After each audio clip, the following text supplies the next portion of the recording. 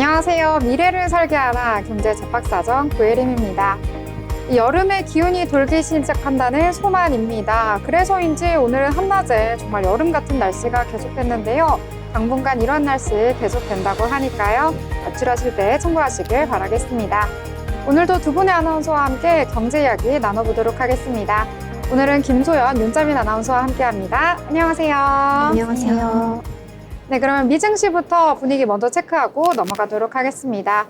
뉴욕 증시는 재료가 없어서일까요? 특별한 호재가 없는 가운데 차익 실현 매물이 출회된 듯한 모습 나타났습니다. 3대 지수 모두 약세로 마감을 했는데요. 자세한 분위기 살펴보도록 하겠습니다. 자, 소연 아나운서 전해주시죠. 네, 간밤 뉴욕 증시 마감상 살펴보겠습니다. 간밤 뉴욕 증시 3대 지수 모두 하락 마감했는데요. 자세한 지수 함께 살펴보겠습니다. 이날 뉴욕 증시는 시장을 움직일 만한 재료가 부재했던 가운데 숨고르기 장세 속 차익 실현 매물 등이 출회되며 3대 지수 모두 하락했습니다. 다우지수와 S&P 500 지수가 0.27%, 0.39% 하락했으며 기술주 중심의 나스닥 지수도 0.38% 하락했습니다. 3대 지수가 동반 하락한 것은 지난 6일 이후 처음입니다. 다음으로 뉴욕 증시 글로벌 이슈 전해드리겠습니다. 첫 번째 소식입니다. 매우 위험한 상황, 월가 황제의 경고. 월가의 황제 제이미 다이먼 JP모간 CEO가 시장이 관세와 지정학적 위험을 과세평가하고 있다고 경고했습니다. 도널드 트럼프 미국 대통령이 부과한 관세 영향이 아직 실물 경제에 반영되지 않았다고 강조하며 인플레이션, 신용 스프레드, 지정학적 리스크 등이 금융시장을 둘러싸고 있는데도 시장이 안일함에 빠져 있다고 지적했습니다. 다이먼 CEO는 현지 시간 19일 미국 뉴욕에서 열린 JP모간 주최 투자자 행사에서 인플레이션 상승과 스태그플레이션이 발생할 가능성은 다른 사람들이 생각하는 것보다 더 높다고 본다며 미국 자산 가격은 여전히 고평가돼 있다고 말했습니다. 지정학적 위험도 매우 높은 수준이라고 강조하며 매우라는 단어를 3차례 반복했습니다. 다음 소식입니다. 헤지펀드 대부 달리오, 미 국채 위험도 무디스 경고보다 심각.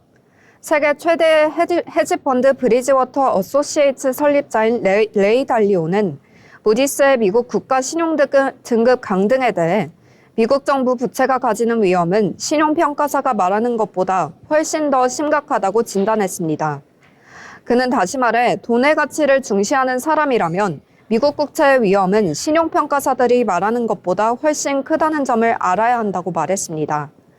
달리오의 이 같은 언급은 미국 정부의 부채 부담 증가가 디폴트, 즉 채무 불이행 위험 상승과 별개로 인플레이션 상승 및 달러화 가치 하락을 통해 투자 손실로 이어질 수 있다는 점을 강조한 것으로 풀이됩니다. 이어서 다음 소식입니다. 푸틴 통화 뒤 휴전 중재 물러선 트럼프, 내전쟁 아니다. 도널드 트럼프 미국 대통령이 블라디미르 푸틴 러시아 대통령과 우크라이나 전쟁 관련 통화 뒤 휴전 중재에서 한 발 물러설 수 있다고 태도를 바꿨습니다.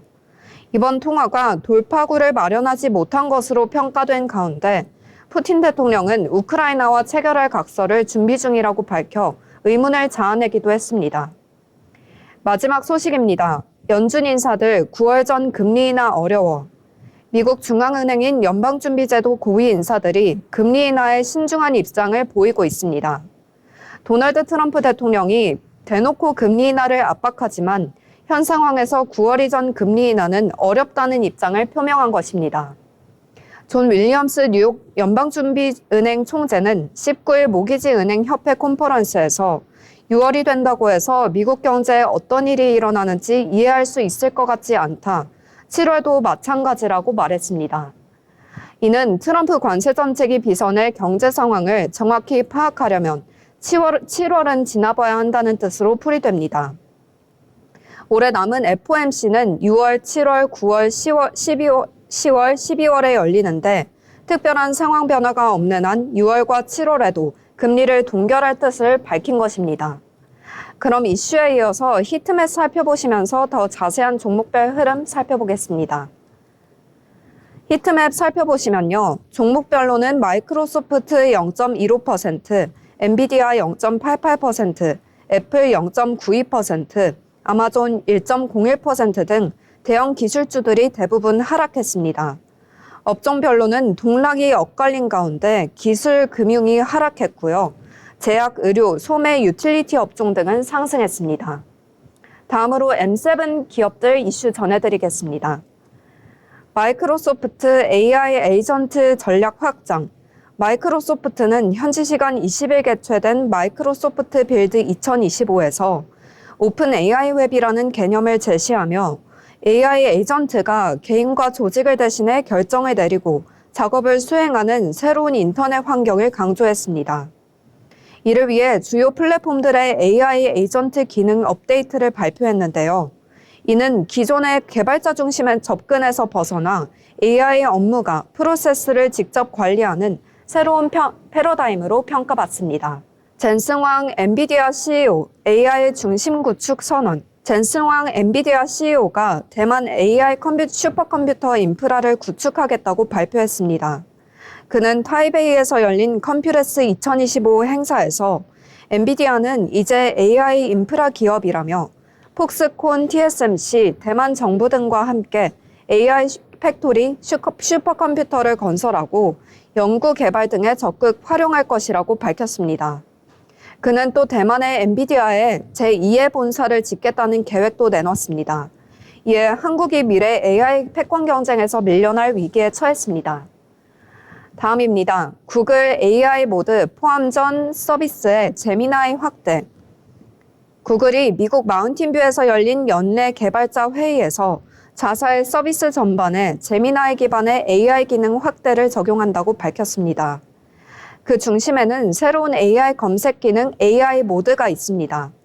AI 모드는 지난해 공개된 AI 오버뷰를 확대한 버전으로 최신 AI 모델 제미나이 2.5가 탑재돼 텍스트뿐 아니라 음성, 이미지, 영상 등 다양한 입력 방식을 지원합니다. 이번 발표는 크롬 검색, 이미지, 영상 생성까지 다양한 구글 서비스에 제미나이 AI 기능을 전방위적으로 도입했다는 점에서 주목됩니다. 마지막 소식입니다. 일론 머스크 향후 5년은 테슬라 이끌어 정치 후원은 줄일 것. 테슬라 CEO 일론 머스크가 향후 5년간 테슬라를 이끌 것이라고 약속했습니다. 이는 일부 투자자들이 머스크의 테슬라에 대한 집중에 의문을 제기한 가운데 나온 것입니다. 한편 다가올 선거에서는 정치 후원을 훨씬 줄일 계획이라고 밝혀 트럼프 대통령 주요 후원자로서의 태도 변화를 시사했습니다.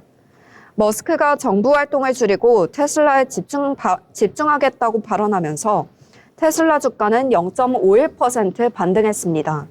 지금까지 미증시 마감 시황이었습니다. 네, 미증시 전체적으로 살펴봤습니다. 일단 3대 지수 같은 경우에는 약한 흐름 속에서 마감을 했는데요. 특히 S&P 500 지수 6거래일 연속해서 상승을 했었는데 어젯밤 멈추게 된 것 같습니다.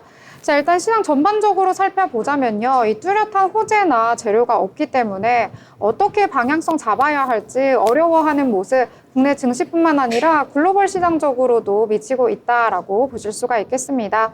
또 미국과 주요 국가 간의 관세 협상에 관련해서도 아직까지는 이야기가 나오고 있지 않아서요. 이런 내용 나오는 대로 증시 또 한번 살펴보도록 하겠습니다. 자, 그러면 이번에는 기업에 대해서 알아볼 시간인데요. 자, 어떤 기업 오늘 준비하셨을지 너무 궁금합니다.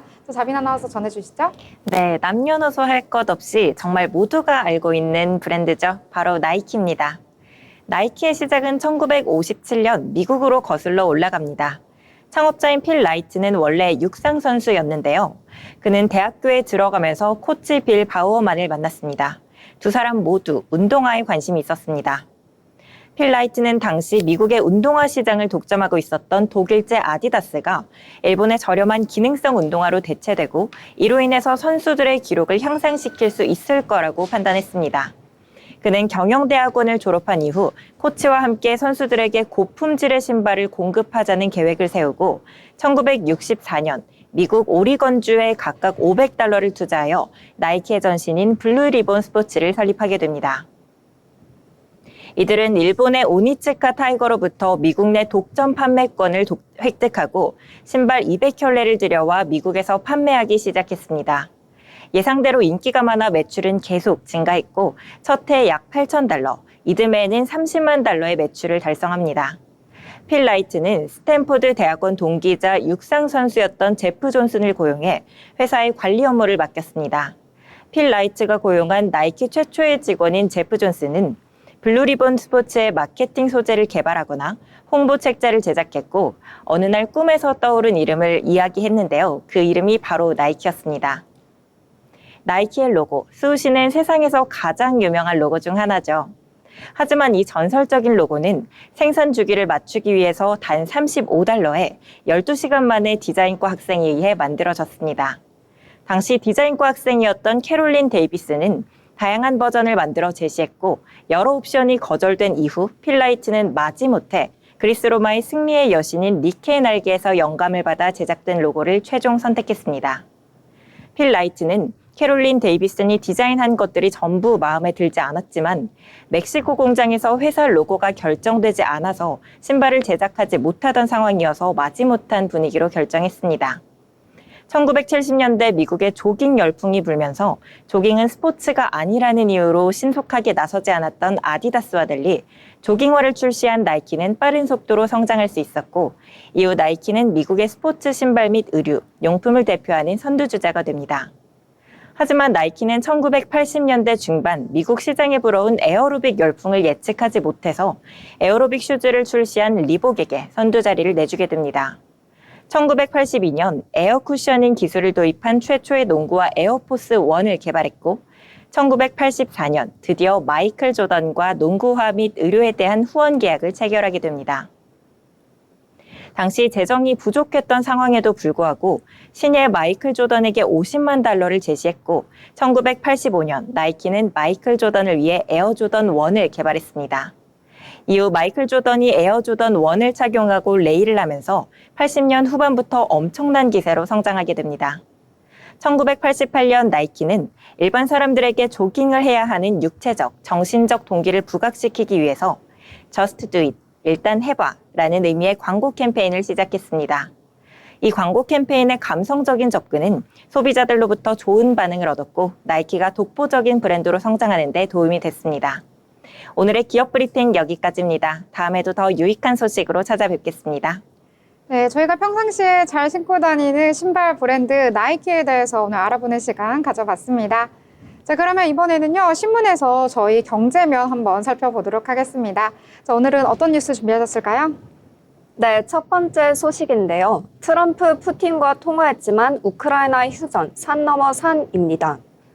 도널드 트럼프 미국 대통령이 현지 시간 19일 블라디미르 푸틴 러시아 대통령과 2시간가량 통화했지만 우크라이나와의 종전 협상과 관련해 별다른 진전을 이루지 못했습니다. 오히려 러시아와 우크라이나 간극만 부각됐다는 평가가 나옵니다. 트럼프 대통령은 이날 SNS에 올린 글에서 푸틴 대통령과 통화가 매우 잘 됐다고 믿는다며 러시아와 우크라이나는 휴전과 전쟁 종식을 향한 협상을 즉시 시작할 것이라고 밝혔습니다. 두 정상의 통화는 트럼프 2기 행정부 출범 이후 세 번째입니다. 하지만 러시아와 우크라이나 간 대화가 진전될 것이란 구체적인 내용은 없었습니다. 푸틴 대통령은 통화 후 기자들에게 중요한 것은 위기의 근본 원인을 제거하는 것이라고 말했습니다. 이 때문에 미국이 러시아의 태도 변화를 끌어내지 못했다는 분석이 나옵니다. 미국 싱크탱크 전쟁연구소는 근본 원인 제거에 대해 푸틴 대통령은 우크라이나 정보를 러시아의 영향력 아래 있는 괴뢰 정부로 교체하고 국제사회에서 우크라이나의 완전한 중립을 보장받으려 한다고 지적했습니다. 실제 러시아는 휴전 협상의 전제 조건으로 러시아군이 점령한 우크라이나 영토를 요구하고 있습니다. 우크라이나는 수용할 수 없다는 입장입니다.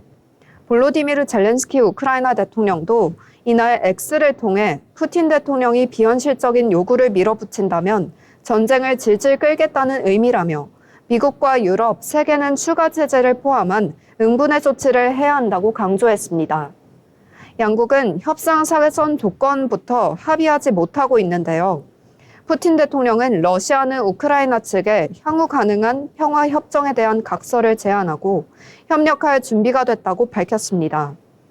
미국 주도의 협상 중재가 한계에 다다랐다는 분석도 나옵니다.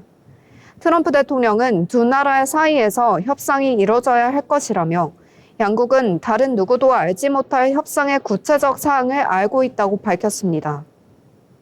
그동안 양국의 휴전을 요구해온 트럼프 대통령은 중재에서 한 발 물러설 수 있다는 태도를 보였습니다. 다음 소식입니다. 연준 윌리엄스와 보스틱, 6월 치열한 대학 경제 상황 파악.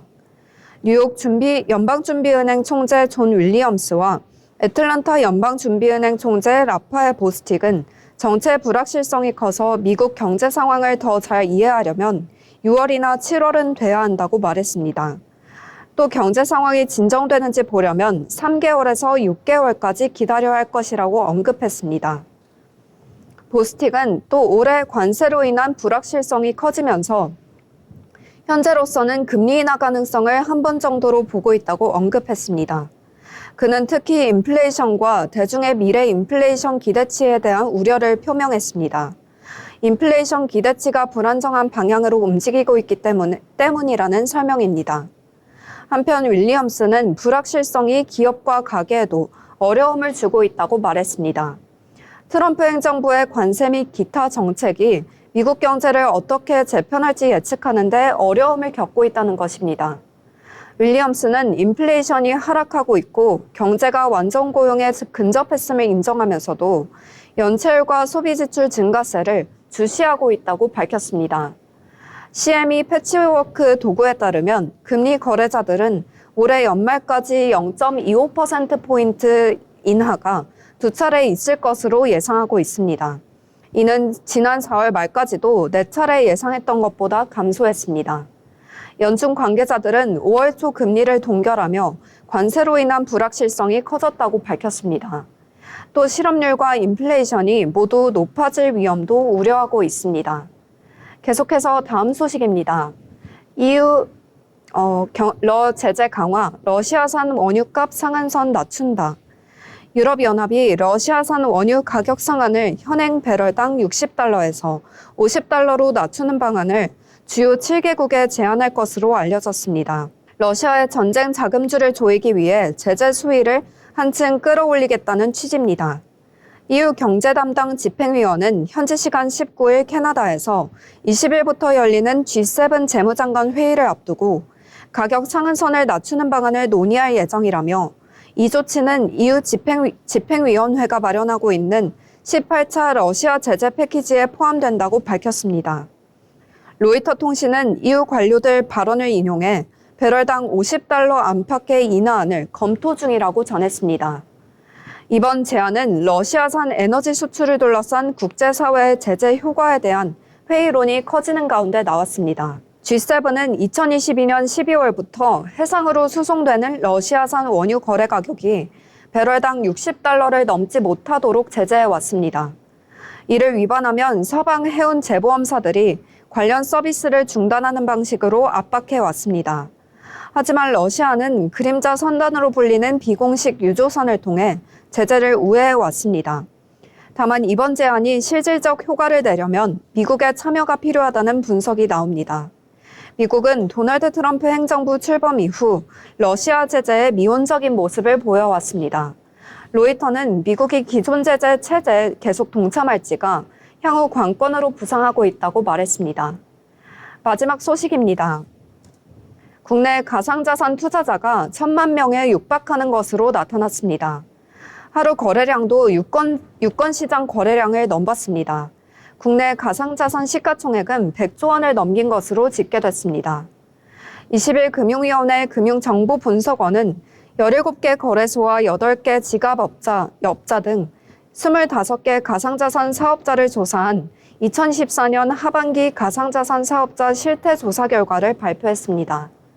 지난해 하반기 트럼프 정부의 친가상자산 정책 기대감에 가상자산 가격이 상승, 시장 규모가 확대하면서 작년 말 시가총액은 107조 7천억 원으로 같은 해 6월 말 대비 91% 급증했습니다. 작년 말 고객 확인 의무를 완료한 거래 가능 개인 법인 이용자는 970만 명으로 6월 말 대비 25% 늘었습니다. 연령별로는 30대 비중이 가장 높았습니다. 이용자 66%에 해당하는 대다수 이용자는 50만 원 미만을 보유한 것으로 집계됐습니다. 반면 1,000만 원 이상 자산 보유자 비중은 11%로 6월 말 대비 2%포인트 늘었습니다. 1억 원 이상 보유자 비중은 2.3%로 22만 명이었습니다. 지금까지 경제뉴스 요약해서 전달해드리는 신문 브리핑 시간이었습니다. 네, 여러 가지 뉴스들 정리를 해주셨는데요. 그 중에서도 유동성이 최근 들어서 이 코인 시장으로 유입이 되고 있다라는 소식 인상 깊었을 것 같습니다. 비트코인 가격도 소폭 상승을 하고 있고요. 이 경제 위기에 대한 가능성이 계속해서 늘어나고 있으면서 이 비트코인을 안전자산으로 인식하는 분들도 점차 늘어나고 있는 것 같습니다. 그리고 유명한 책이죠. 이 부자 아빠, 가난한 아빠의 저자도 금이나 은 아니면 코인 같은 쪽에 투자를 하는 것이 좋다라는 의견도 내놨다고 하니까요. 여러분들도 참고해서 투자하시면 좋을 것 같습니다. 더불어 본 방송에서 제공하는 정보는 투자 판단을 위한 조언일 뿐 해당 종목의 가치, 상승과 하락에 대해서는 보장하지 않습니다.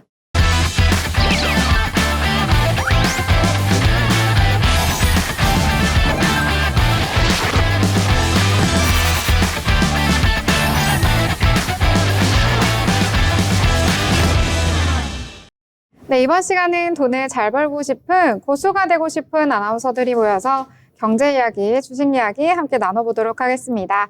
자, 먼저 국내장 분위기 살펴보고 넘어가려고 하는데요. 이 국내 시장 같은 경우에는 오늘은 그래도 분위기가 조금은 살아나지 않았나라는 생각이 들었던 시장이었습니다. 자세한 지수도 살펴보도록 하겠습니다. 먼저 코스피 같은 경우에는 전거래일 대비 0.91% 상승하면서 마감을 했는데요. 일단은 장중에 괜찮은 모습 계속해서 나타났습니다. 탄력적인 모습이 나타났고요. 더불어서 수급도 살펴보시면 코스피 시장에서 외국인과 기관, 동반 매수가 나왔다라고 보실 수가 있겠습니다. 장중 내내 매수하는 폭 계속해서 키워나가는 모습 보였고요. 외국인은 2천억 원 넘게, 기관 같은 경우에는 900억 원대 매수 우위를 보였다라고 보실 수가 있겠습니다. 이 코스닥 시장도 살펴보시면은요, 코스피보다 더 좋은 모습 보여줬다라고 보실 수가 있겠습니다. 이 장중 내내 탄탄하게 쌓아 올린 지수 1.13%나 상승하면서 거래를 마쳤는데요. 거의 고점 라인에서 마감했습니다. 723선에서 거래를 마쳤습니다. 이 코스닥 같은 경우에는 오늘 외국인 계속해서 매수하는 모습 나타났고요. 이 기관 같은 경우에도 장 초반에는 살짝은 매도 포지션 잡나 했는데 계속해서 매수 물량 키워나가면서요. 외국인은 400억 원대, 기관 같은 경우에는 800억 원대 매수 우위를 보였다라고 보실 수가 있을 것 같습니다. 자, 오늘 시가총액 상단에 위치한 종목들도 확인을 해보시면은요, 어제와는 조금은 다른 모습 보여주는 것 같습니다. 일단 코스피 시장에서 반도체 투톱 어제는 강했었는데 오늘은 양대 지수에서 모두 하락하는 모습이 나타났고요. 특히 코스피 시장에서 가장 눈에 띄는 건 바로 삼성 바이오로직스가 아닐까 싶습니다. 7% 넘게 급등하는 모습 나타났는데요. 이 글로벌 CDMO 수요가 확대되는 이 과정 속에서 경쟁력을 보유하고 있다라는 증권가의 분석도 나왔고요. 또 미국 쪽에서 생물보안법 수혜를 입을 수도 있다라는 전망 속에서 좀 기대감이 많이 쏠린 것으로 풀이가 되고 있습니다. 하나 에어로스페이스도 오늘 역시 견조한 상승세 보이면서 4% 넘게 상승하는 모습 보였고요.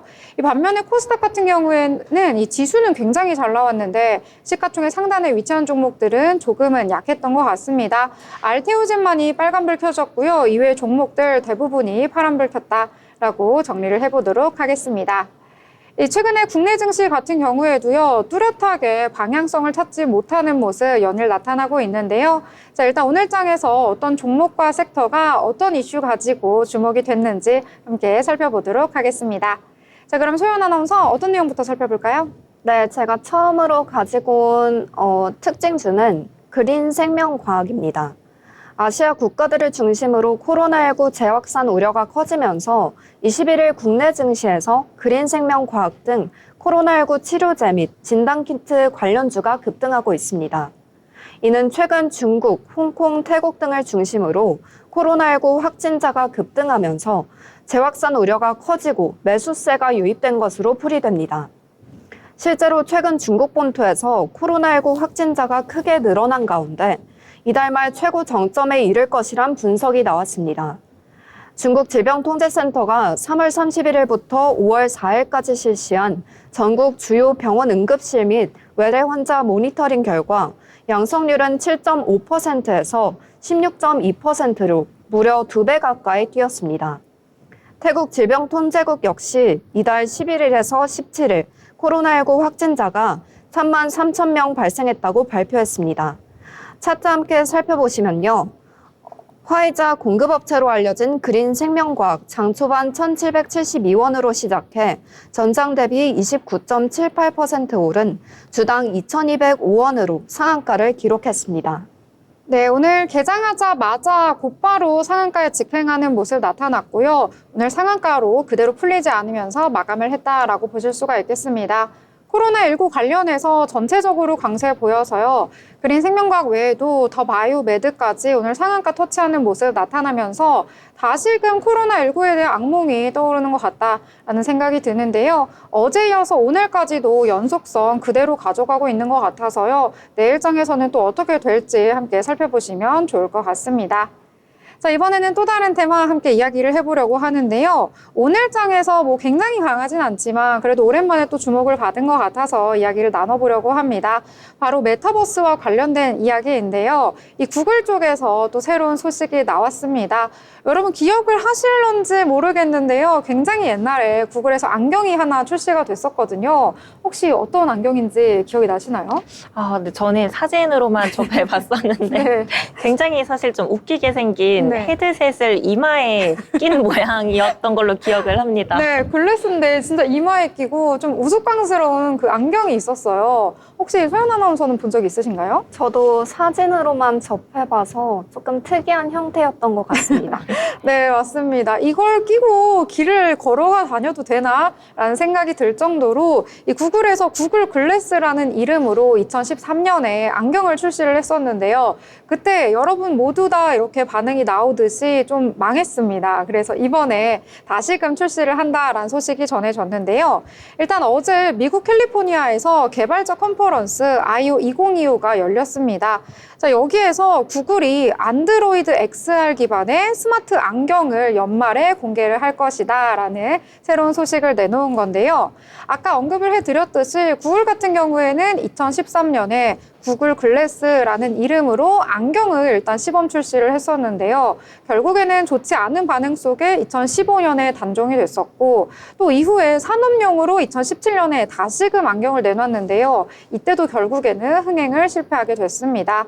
자, 하지만 최근에 AI 기술이 다시 발달을 하다 보니까 구글에서 이번엔 정말 야심차게 정말 안경을 제대로 내놔보자라고 하면서요. 시장을 재진입하겠다라고 선언을 한 건데요.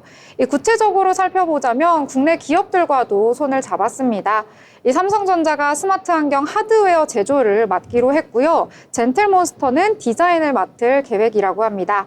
이미 메타가 레이벤과 협업을 해서 이 스마트 안경을 만드는 것과 같은 방식이다라고 보시면 될 것 같은데요. 이에 따라서 관련된 종목들 오늘 장에서 굉장히 주목을 받았습니다.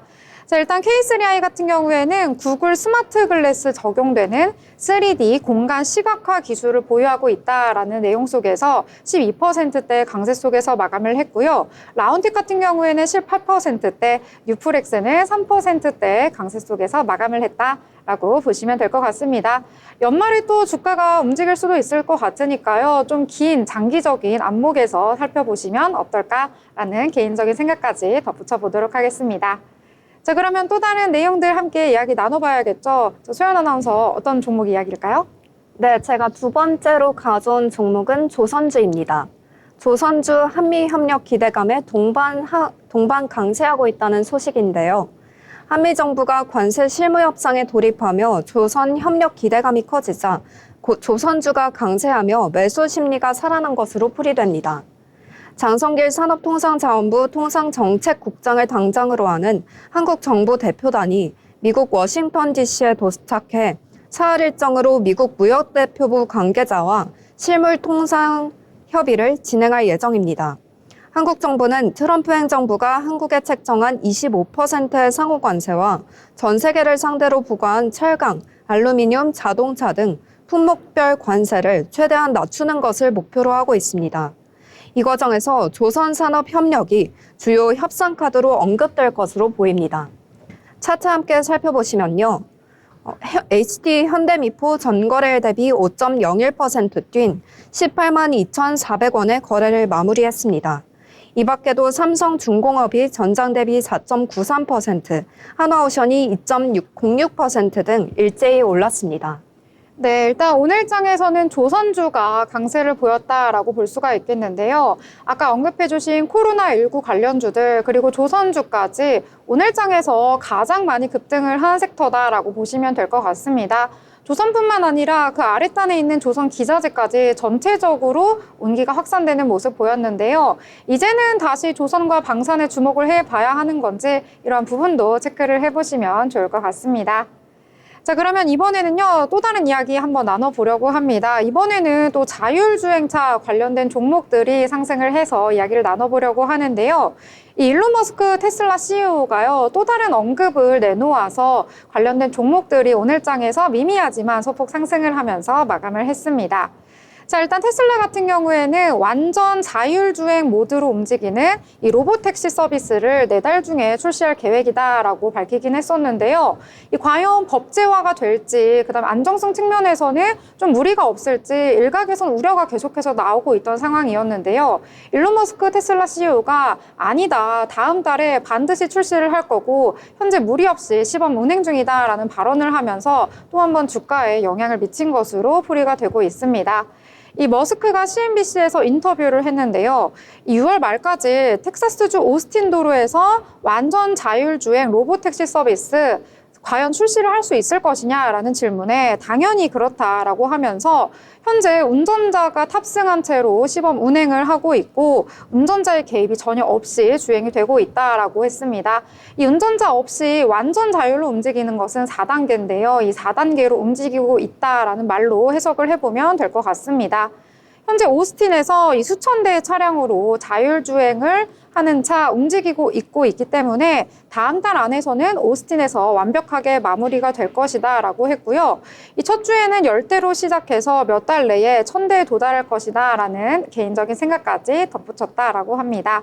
일단 오늘장에서는 퓨런티어 7% 강세 속에서 마감을 했고요. 라이콤은 3%대, 슈어소프트테크는 2%대 소폭 상승하면서 오랜만에 또 자율주행 관련주들 오늘장에서 부각이 됐다라고 보시면 될 것 같습니다. 자, 그러면 또 다른 얘기 한번 또 나눠봐야겠죠. 자, 소연 아나운서 이번엔 어떤 내용인가요? 마지막 소식은 SK 바이오사이언스가 특허 소송 승소에 급등하고 있다는 소식입니다. SK 바이오사이언스가 글로벌 제약사 화이자와의 특허 심해 소송에서 최종 승소했습니다. 앞서 2020년 화이자는 SK 바이오사이언스를 상대로 13가 페럼구균 단백 접합 백신, 즉 PCB13에 대한 특허 소송을 제기했는데요. 이와 관련한 대법원은 PCB13을 구성하는 각각의 개별 접합제는 특허의 청구 범위에 해당하지 않는다고 판단하며 화이자의 패소로 판결 원심을 확정했습니다.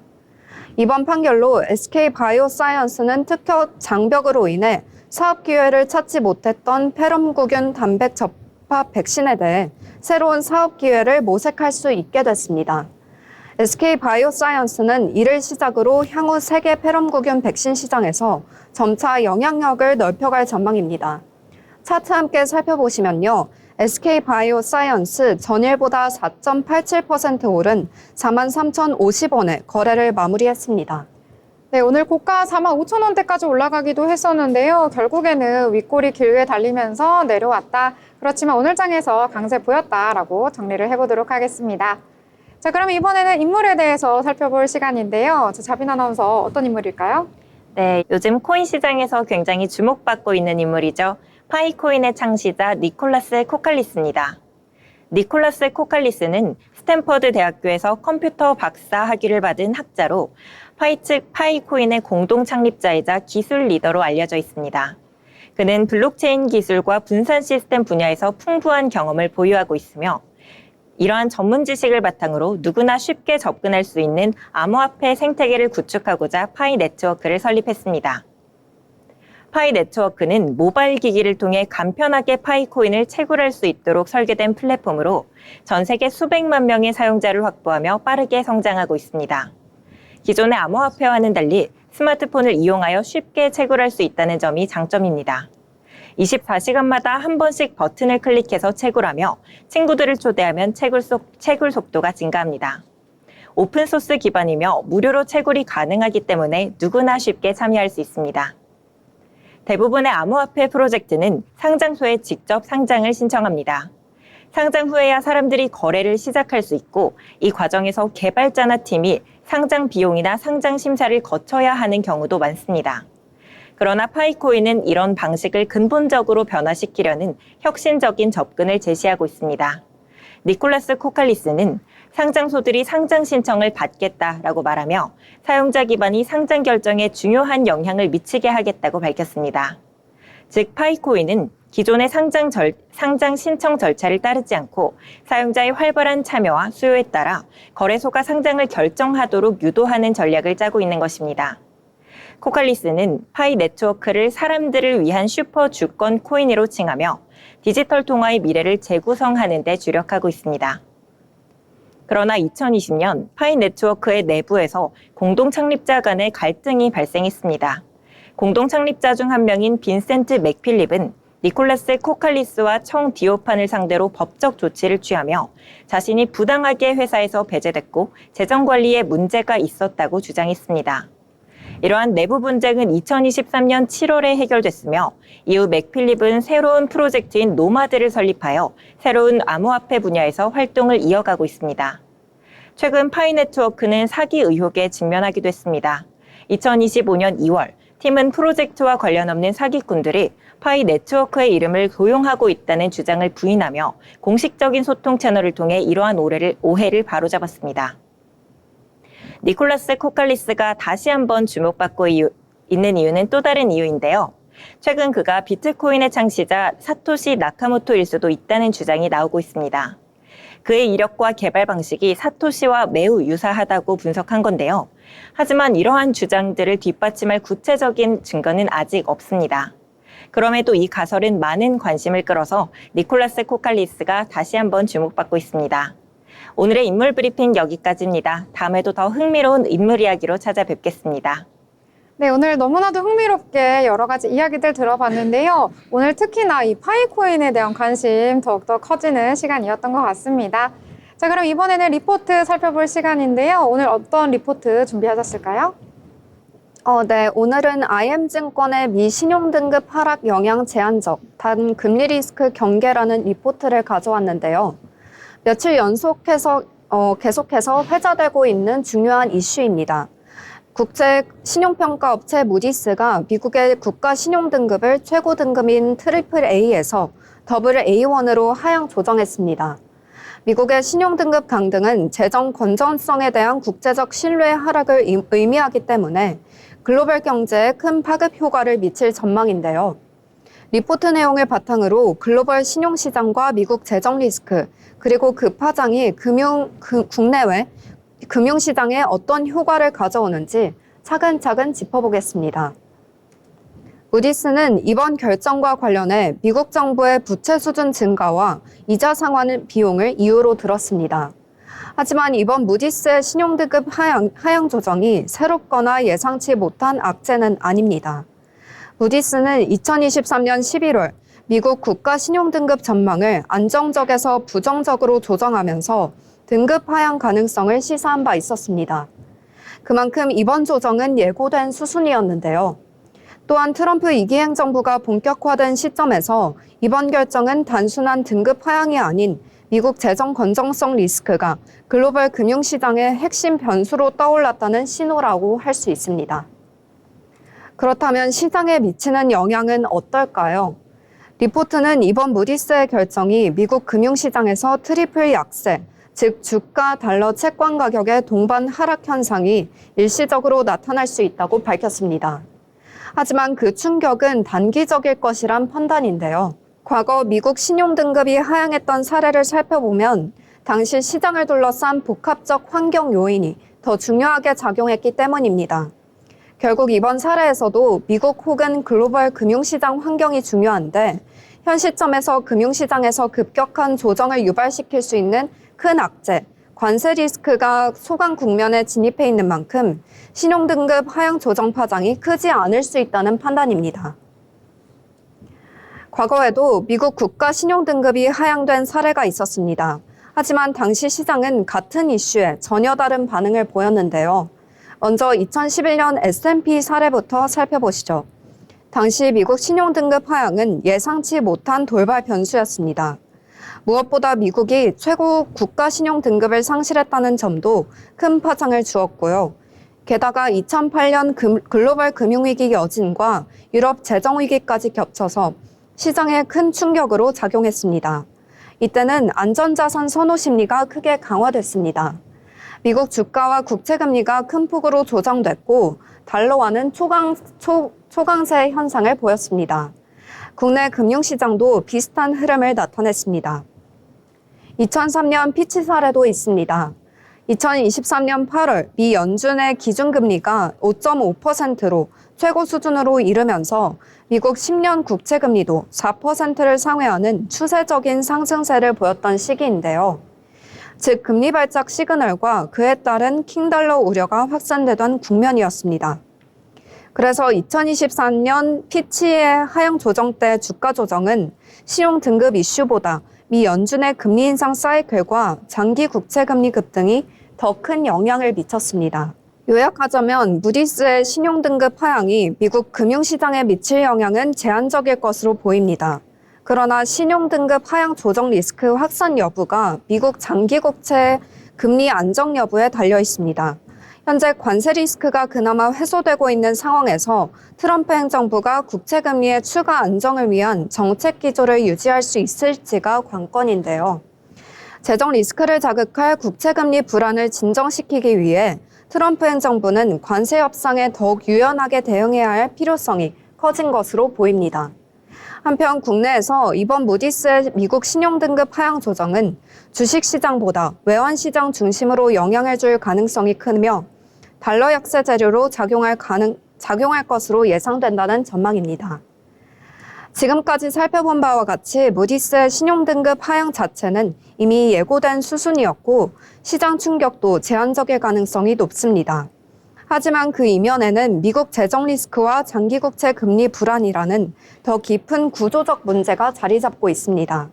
앞으로 글로벌 금융시장은 트럼프 행정부의 재정 운용 방향, 그리고 국채 금리 안정을 위한 정책 대응에 더 민감하게 반응할 수밖에 없을 것으로 보입니다. 앞으로도 글로벌 경제 흐름을 예의주시하며 핵심 변수에 집중하는 전략이 필요하겠습니다. 이상으로 오늘의 투자 브리핑 마칩니다.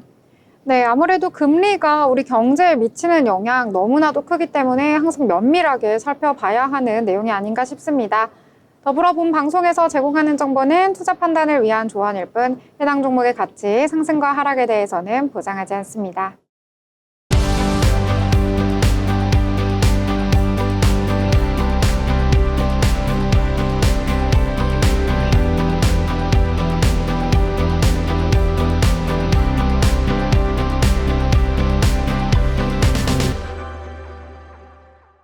한 주간의 코인 소식을 전해드리는 위클리 코인 브리핑, 아나운서 윤자빈입니다. 글로벌 투자자들이 안전자산 선호 대상을 금에서 비트코인으로 옮겨가고 있다는 분석이 나오고 있습니다. 블룸버그 애널리스트 에릭 발추나스는 시장이 공포 모드에서 기회 상실에 대한 두려움으로 이동하고 있다며 금의 매수세가 둔화되는 한편 비트코인에 대한 관심은 급증하고 있다고 밝혔습니다. 한편 비트코인 상승 기대와 함께 알트코인 시장에도 온기가 퍼졌습니다. 애널리스트 렉트 캐피탈은 상위 10개 알트코인을 제외한 시가총액이 2,500억 달러 이상을 유지하면 3,150억 달러까지 돌파할 가능성이 있다고 전망했습니다. 비트맥스 CEO는 이번 알트 시즌이 2021년과 달리 특정 강력한 프로젝트를 중심으로 전개될 것이라며 이더리움의 우위를 점쳤습니다. 미국에서 스테이블 코인 규제 법안이 의회 문턱을 넘게 되면서 비트코인 가격이 상승세를 나타내고 있습니다. 미국 상원이 스테이블 코인 규제 법안을 본회의에 상정하면서 비트코인 가격은 탄력을 받은 것으로 보입니다. 해당 법안은 은행 및 기타 회사들이 특정 요구사항을 충족하는 경우 자체 스테이블 코인을 발행할 수 있도록 하는 게 핵심입니다. 법안이 최종 통과된다면 기관들은 광범위하게 스테이블 코인을 채택할 것으로 보입니다.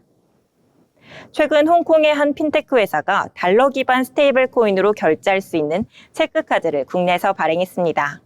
보통의 체크카드처럼 스테이블 코인이 들어있는 디지털 지갑에서 실시간으로 스테이블 코인이 빠져나가는 방식입니다.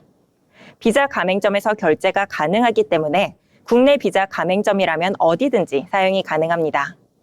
신용카드도 아니고 페이 결제도 아닌 코인으로 실생활에서 거래가 이뤄지는 것입니다.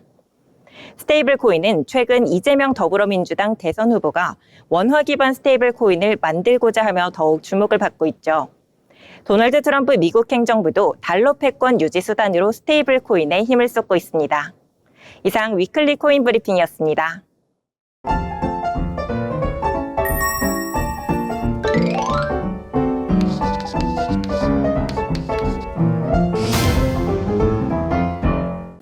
네, 오늘 장에 대해서 다양한 이야기들 나눠봤습니다. 그래도 양대 지수 모두 플러스권에서 마감을 했기 때문에 기분 좋게 이야기를 나눴던 것 같은데요. 자, 이번에는 여러 가지 내용 이야기했으니까요. 한번 마무리를 해보도록 하겠습니다. 자빈 아나운서 오늘 거의 코인 박사가 되셨던데 어떻게 좀 마무리해볼까요? 네, 오늘 미 증시는 좀 하락을 했고 우리 증시는 괜찮은 하루였습니다. 원래는 좀 유기성이 강한 증시들이었는데요. 이제는 그 커플링 현상이 덜하지 않나 싶습니다. 내일은 두 증시 모두 다 폭발하는 하루가 됐으면 좋겠습니다. 네, 폭발하는 하루 굉장히 차분하신데 폭발하는 하루 기대해 보도록 하겠습니다. 자, 그러면 이번에는 또 다르게 어떻게 요약을 해볼지 궁금한데요. 저 소연 아나운서 어떻게 정리를 좀 해볼까요? 오늘 장은 호시우보라는 사자성어로 정리할 수 있을 것 같은데요. 호랑이 눈으로 시장을 주시하되 소구름처럼 느리게 조정 중이라고 정리할 수 있을 것 같습니다. 네, 뭐 호시 뭐요? 호시우보요. 호시 뭐요? 아, 굉장히 또 모범생 같이 정리를 해주셨습니다. 오늘 양쪽 두 분이 흰색깔 옷 입고 오셔가지고 제가 오늘 굉장히 주목되고 있는 것 같은 하루였는데요. 우리 증시도 제 옷 색깔처럼 오늘 빨간불을 켜면서 상승 마감해준 하루가 아닐까 싶습니다. 돌아온 외국인 덕분이 아닐까 싶은데요. 앞으로 남은 5월에는요, 또 한국의 수출 데이터, 그리고 또 정책 관련된 이슈 면밀히 확인을 해보시고요. 또 미증시 상황과 맞물려서 어떤 이슈가 또 나타날지 함께 살펴보시면서 투자해보시면 좋을 것 같습니다. 자, 오늘 장 외국인이 다 했다 이렇게 정리해 보도록 하겠습니다. 자, 수요일 방송은 여기서 마무리 짓고요. 저희는 내일 목요일 방송으로 다시 찾아뵙도록 하겠습니다. 시청해주신 여러분 고맙습니다.